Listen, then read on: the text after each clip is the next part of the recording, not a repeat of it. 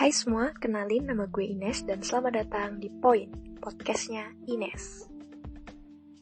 Oke, di podcast gue kali ini, gue bakal bahas tentang persekolahan duniawi. Yap, tentang sekolah, di mana sekolah itu tempat kita mencari ilmu, sebuah tempat yang mendewasakan kita, dan juga sebuah tempat untuk kita mencari teman.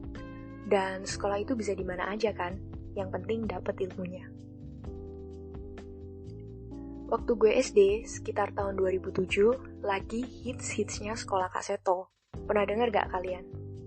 Jadi, sekolah Kak Seto itu sekolah yang dilakuin di rumah. Jadi, kita gak perlu berangkat ke sekolah. Alhasil, gak ada tuh yang namanya telat-telat ke sekolah. Gue pengen banget kan, homeschooling atau sekolah di rumah, kayak punyanya Kak Seto itu. Tapi, sayangnya, orang tua gue gak pernah nurutin kemauan gue sampai sekarang gue kuliah. Rutinitas yang gue lakuin selama gue sekolah sejak gue TK sampai kuliah bisa dibilang gak berubah. Yah, kok bisa gak berubah? Kan kuliah jadwalnya milih. Kuliah kan santai. Kuliah kan bebas. Siapa bilang?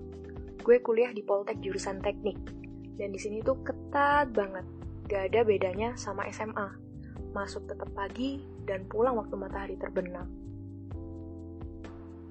Mau curhat dikit nih tentang cewek teknik. Kalian pasti tahu kan gimana image cewek teknik. Kebanyakan negatif.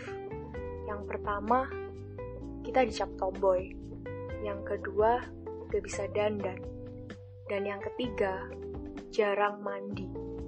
Gue kesel deh sama orang-orang yang udah buat image cewek teknik jadi begitu. Ngadi-ngadi banget. Kalau kata dosen gue tuh, sesat pikir namanya.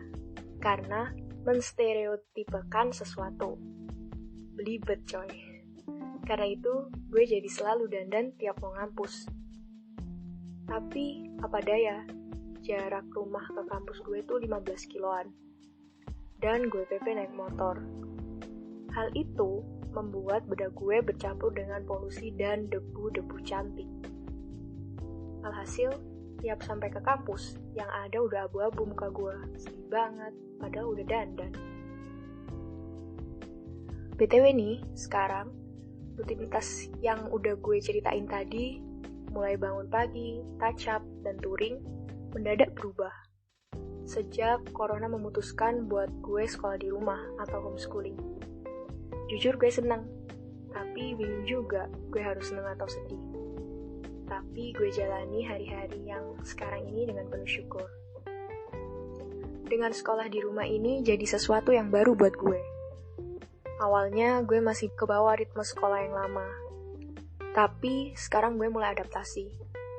Gue bangun 5 menit sebelum kelas. Gue gak mandi sebelum kelas. Atau bahkan gak mandi seharian.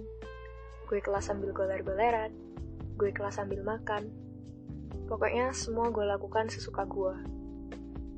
Tapi, di balik semua kesenangan itu, gue juga ngerasa sedih.